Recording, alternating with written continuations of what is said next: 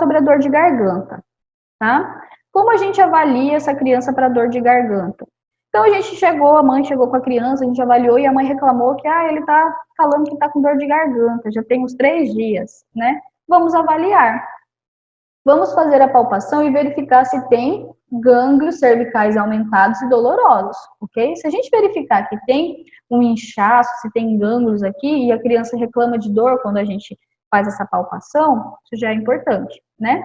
Na garganta, então a gente vai abrir, pedir para a criança abrir a boca, vamos usar um abaixador de língua, lanterninha para visualizar a garganta dessa criança, certo? Vamos verificar se tem abaulamento de palato, se tem presença de secreção, né, nessas amígdalas aqui, fala até a característica, né? Uma secreção, uma membrana branco-acinzentada, que isso é indicativo de placa bacteriana, tá?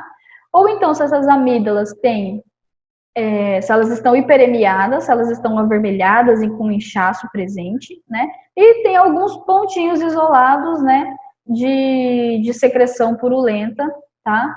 Nas amígdalas. Vamos verificar a presença, né, de vesículas ou hiperemia nessa garganta, tá bom? Então, esses são os pontos que a gente avalia na garganta da criança. Como que a gente avalia, né, a criança com essa dor de garganta? Então, vamos começar de baixo para cima. Se não tem nenhum dos sinais descritos que a gente viu anteriormente, a gente não classifica para nada, não tem infecção de garganta e também não faz nenhum tratamento adicional nesse caso. Agora, se a criança ela referiu dor de garganta e ela tem vesículas ou a garganta está hiperemiada, né? Aí até fala aqui, associada a sinais de resfriado comum, tá espirrando, né? Tem coriza, tá? Que é um resfriadinho comum. Então a gente denomina como infecção leve de garganta. Gente, vesícula ou hiperemiação de dor de garganta não indica o uso de antibiótico. Tá? Então, a gente não vai indicar antibiótico, a gente vai fazer o quê? Vai ser prescrito analgésico em caso de dor, tá? E se essa dor persistir, vocês voltam daqui a 2 dias, tá bom? E a gente também orienta os sinais gerais de perigo para essa criança. E a classificação vai ser infecção leve de garganta, tá bom? Agora, se a criança apresentar um dos seguintes sinais listados aqui, ou tem os gânglios, né, aumentados, dolorosos, a gente apertar, a criança vai reclamar dor, né, tem dor. Opa, isso já pode indicar uma infecção moderada de garganta. Ou então, se a criança não referir a dor, mas quando a gente avalia a amígdala, a gente tem uma amígdala hiperemiada e tem pontinhos de secreção já. Isso significa que é o início de uma infecção bacteriana, porque tem pontos de pus nessa amígdala, tá? De secreção purulenta. Então, a gente aqui, na infecção moderada de garganta, já entra com antibiótico recomendado, domiciliar por via oral, tá? Prescreve analgésico também para dor, marca essa consulta sempre para 2 dias e informa os sinais gerais de perigo. Agora, se essa criança apresentar, tem dor de garganta, chegou reclamando de dor de garganta e tem qualquer sinal geral de perigo associado, um sinal geral de perigo associado, né, não está conseguindo comer, né, não consegue mamar, não consegue comer, ou então está letárgica, ou então, né, qualquer outro sinal geral de perigo, tá? Tem enchimento capilar maior que 2 segundos, tá bom? Aí a gente já classifica como infecção grave de garganta. Ou então, se ela tiver dor de garganta e tiver abalamento do palato, já é infecção grave. Ou se ela tiver essas amígdalas com presença de membranas branco-acinzentadas em toda a região da amígdala e não somente em pontos isolados, tá? Então, o que a gente faz? Pode dar a primeira dose do antibiótico recomendado e já refere urgentemente para o hospital, tá bom? Por quê, galera? Isso daqui já pode, se essa criança já tem isso na garganta, ela tem alguma dificuldade para respirar, tá com tosse, dificuldade para respirar e tem um sinal geral de perigo, isso daqui já pode levar de forma muito rápida para o quê? Para uma pneumonia, tá? Aí, esses daqui são os antibióticos recomendados para o tratamento da pneumonia, da infecção de garganta e também de dor de ouvido, tá bom? Então, a gente tem os antibióticos indicados. O antibiótico de primeira linha é a amoxicilina. Segunda linha, a amoxicilina mais clavulanato, né, de potássio, ou então a eritromicina, tá ok? Esses daqui são os antibióticos mais indicados para o tratamento, mas obviamente que vocês vão encontrar outros antibióticos prescritos. Tudo depende muito também do patógeno, do agente bacteriano que está causando essa infecção, também para a escolha desse antibiótico, ok? Porque pode ser que seja um determinado patógeno que vai ser necessário um antibiótico de um espectro mais largo, tá bom? Não, então o tratamento ele tem que ser modificado, tá? Essa tabela aqui mostra quais são, né, as doses, né? Então, a amoxicilina, 250 miligramas por 5 ml tem que ser a apresentação, e a dose são 50 miligramas por quilo ao dia, de 8 em 8 horas, tá? Aí tem aqui, ó, o peso em quilos, é uma criança de 4 a 7 quilos, vão ser de 2 a 3,5, tá, ml. Isso por via oral, tá? Vocês estão vendo que isso daqui é por via oral. Esse daqui não é o tratamento para a pneumonia grave, para infecção de garganta grave, né? Para infecção, tá? Então, aqui tá até escrito, ó, antibiótico recomendado para pneumonia e infecção aguda do ouvido, tá bom? Pneumonia, não é pneumonia grave. Esse daqui é o tratamento por via oral, tá bom? Para infecção moderada de garganta, a gente usa um oral, um antibiótico oral por 10 dias. E se for uma infecção aguda de ouvido, usa um antibiótico oral por 8 dias, tá bom?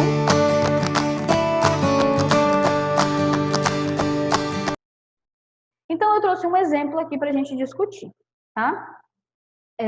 De tosse ou dificuldade para respirar.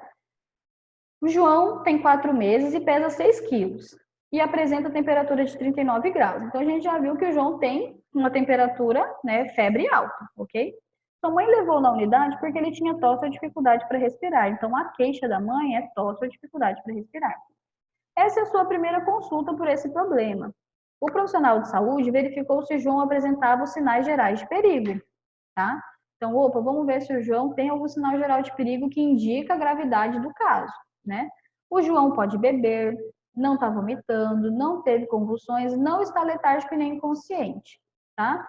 Não apresenta tempo de enchimento capilar maior que 2 segundos, mas João apresenta gemência e batimentos de asa nasal, tá? Ou seja, gemência e batimentos de asa nasal, pessoal, é um sinal geral de perigo. Tava lá naquela tabelinha, na primeira tabela que eu mostrei para vocês, tá bom?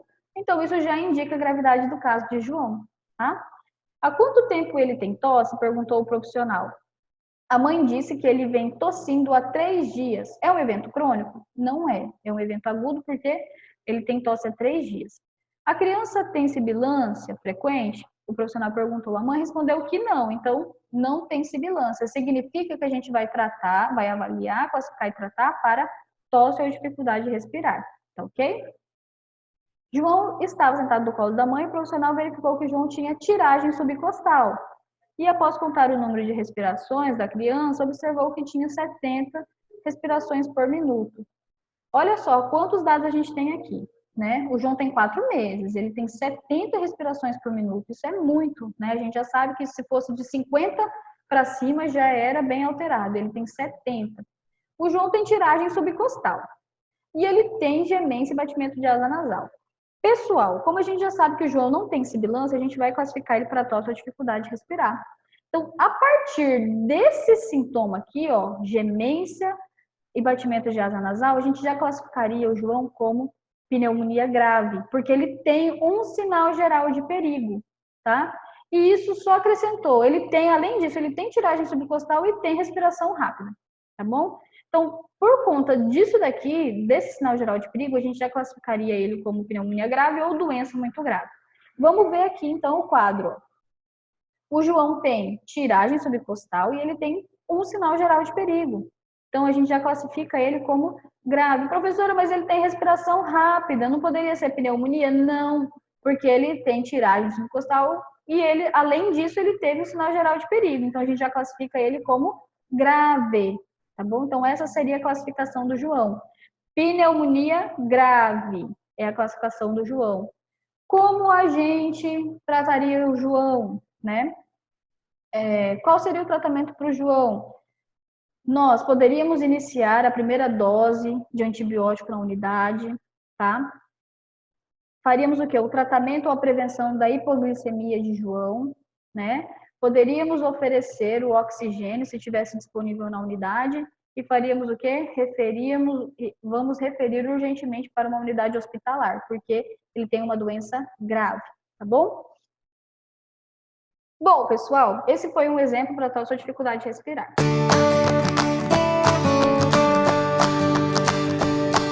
Aí a gente tem, lembra que eu falei para vocês que quando a gente avalia a tosse ou dificuldade de respirar, a gente precisa avaliar o que também?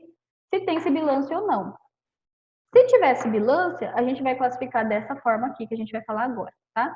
Se a criança não tiver sibilância, a gente classifica pela tosse ou dificuldade de respirar, que foi o quadro da pneumonia, né? Não é pneumonia e é pneumonia grave, ok? Então, se a criança apresentou sibilância, vamos perguntar para a mãe ou para o pai: há quanto tempo essa criança tem sibilância? É a primeira crise ou não, né? Ela está em uso do broncodilatador há 24 horas, né? Que é a bombinha, gente. Aquela bombinha é corticosteroide inalatório, tá? Então, uma criança que tem asma e já sabe que tem asma, ela faz o tratamento com a bombinha, ok? Então, a gente precisa saber, para saber qual vai ser o tratamento utilizado para essa criança, se ela tem usado isso dentro das 24 horas da crise, tá?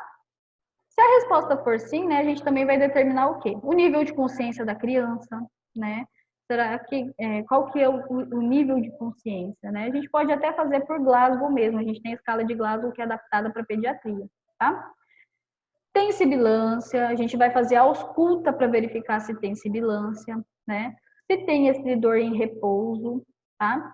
Se tem presença de tiragem, o grau da dificuldade para essa respiração, a frequência respiratória em 1 minuto a gente também avalia, e se possível, se tiver o oxímetro de pulso, a gente avalia a saturação de oxigênio, tá? Esse daqui é um quadro que mostra, né, as principais diferenças, que foi o que eu falei para vocês anteriormente, tá? Desses quadros clínicos que podem apresentar sibilância. Pode ter sibilância em asma, bronquiolite, pneumonia, aspiração de corpo estranho, tuberculose, pneumonia aspirativa, fibrose cística. Olha só, né, para vocês verem o tanto de doença que pode ter sibilância. Então, por isso que na sibilância a gente não classifica como asma, tá? A gente vai classificar como sibilância, ou se é sibilância leve, se é sibilância moderada, ou se é grave. A gente não vai classificar como asma leve, asma moderada, porque pode ser que isso não seja somente a asma. Isso pode ser uma fibrose cística, um paciente que tem fibrose cística, um paciente que está com pneumonia, alguma outra complicação, tá? A gente vai classificar como sibilância, tá bom? Então, se é um paciente que chegou para a gente, né, e ele não tem sinais suficientes para classificar como sibilância moderada ou grave, né, e a saturação de oxigênio ela está acima ou igual a 95%, a gente classifica como sibilância leve.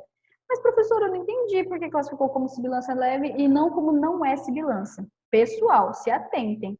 Esse quadro aqui é para avaliação somente da criança que tem sibilância. Então, a gente não está falando de uma criança que não tem sibilância, tá? A criança que não tem sibilância, a gente avalia pelo quadro de tem tosse ou dificuldade para respirar, tá? A gente só vem para esse quadro aqui se a criança tiver sibilância. Então, ela tem sibilância, mas ela não tem sinais que podem indicar, né, uma gravidade do caso, e a respiração dela, a saturação de oxigênio está igual ou acima de 95%. Então, a sibilância é leve. Ela vai ter que ser tratada, a gente vai oferecer oxigênio, né? Vai fazer a conduta, mas a sibilância dela não é nem moderada e nem grave, é leve, ok? A sibilância moderada, então, como a gente classificaria? Se a criança tiver, né, um nível de consciência normal, mas ela tiver alguns momentos de agitação, isso em decorrência da falta de ar, né, que ela pode estar tendo. Fala entrecortada ou choro entrecortado, tá? Então, isso mostra a falta de ar, falta essa dificuldade de respiração. Ou então, ela pode ter tiragem subcostal, tá? Ou então, ela pode ter respiração rápida, e a saturação pode estar entre 91% e 95%. Professor, agora você me confundiu a cabeça. Como que eu vou diferenciar pneumonia de sibilância moderada? Fácil, tá? A gente está vendo um caso clínico de uma criança. Aí nós vimos lá que está tudo bem com ela, não tem nenhum sinal geral de perigo. e ela tem respiração rápida.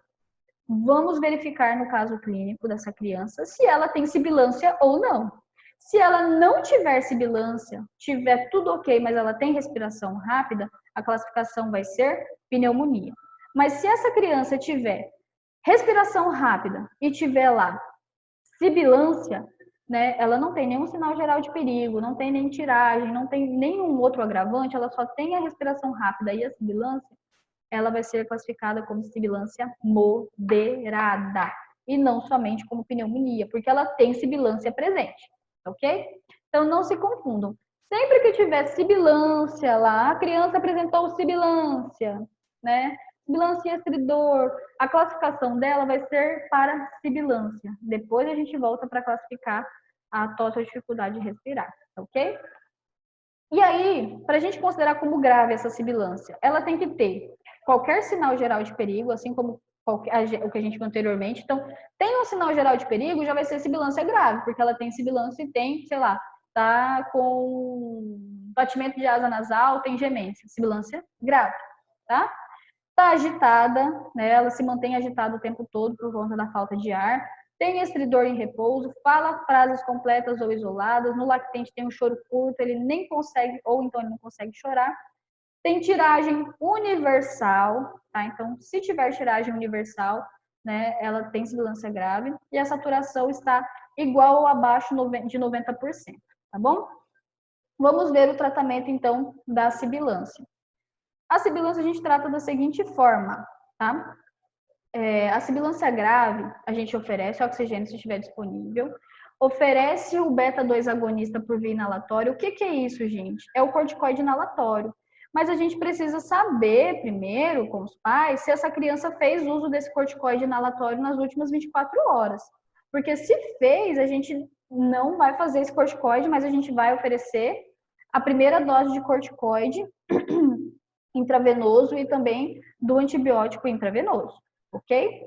Então, para sibilância grave oferece o corticoide inalatório, se não tiver feito uso nas últimas 24 horas, a primeira dose do corticoide e do antibiótico intramuscular, ou intravenoso a gente faz, e manda urgentemente para o hospital, ok?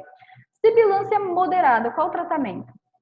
Administrar o beta, né, o corticosteroide inalatório, até 3 vezes a cada 20 minutos. Isso também, se ele não tiver feito o uso desse corticosteroide nas últimas 24 horas, tá?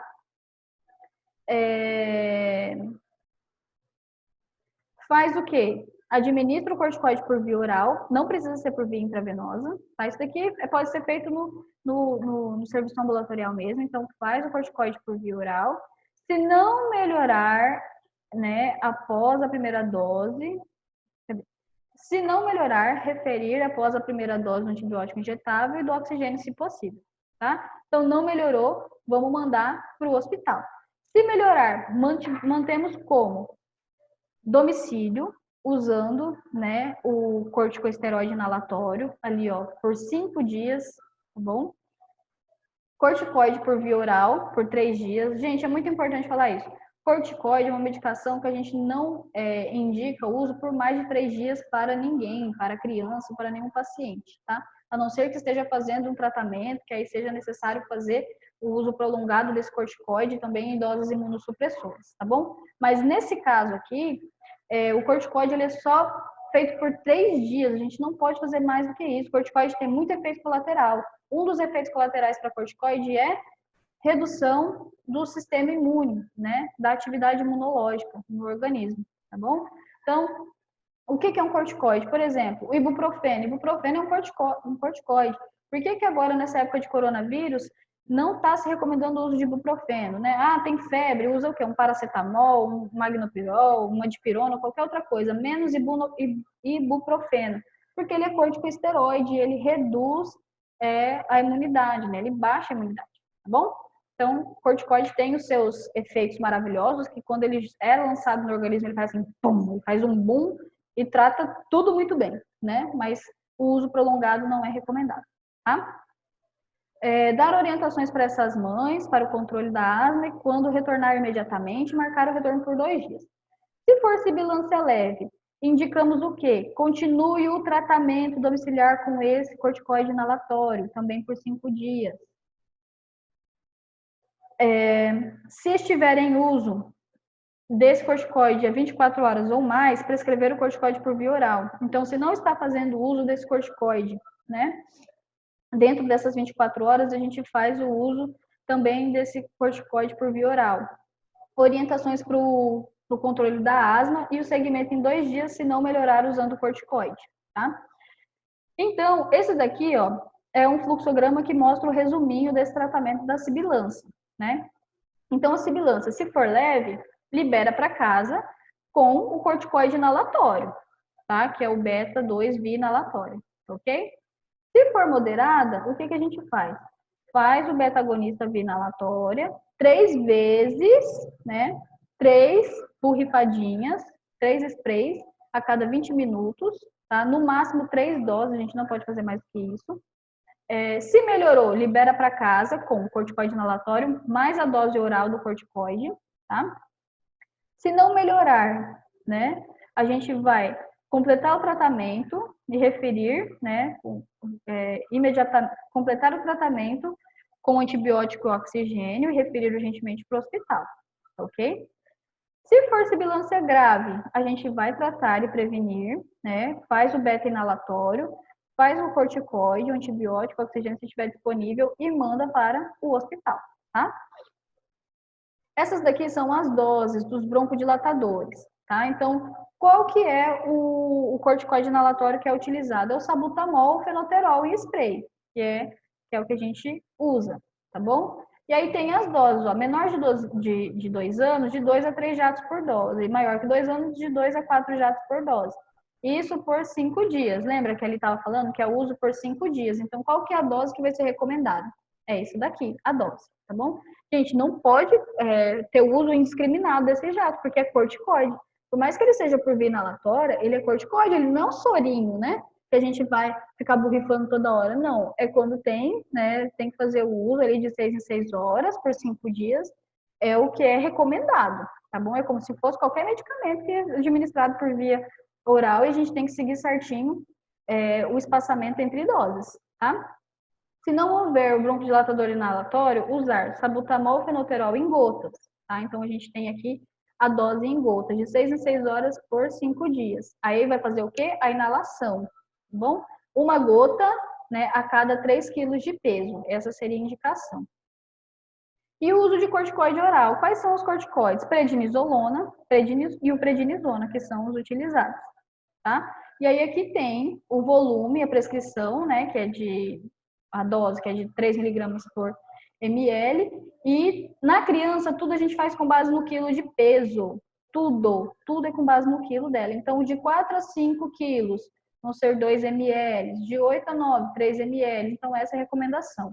A dose máxima sempre vai ser de 40 miligramas por dia, tá?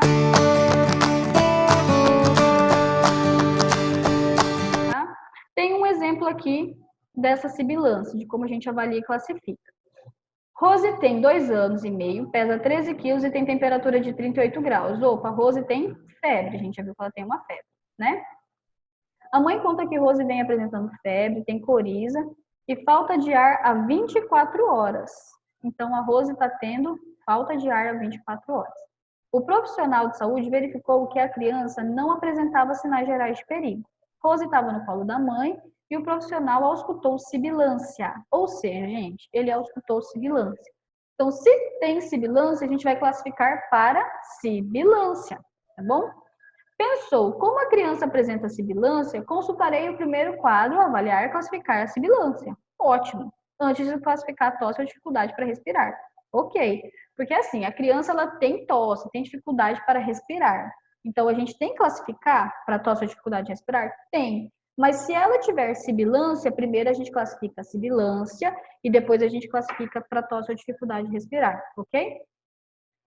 Aí perguntou para a mãe, é a primeira vez que a Rose tem chiado? Ela falou que a sua filha tem bronquite e já teve muitas crises, mas nunca foi internada, né? A última crise foi há 2 meses.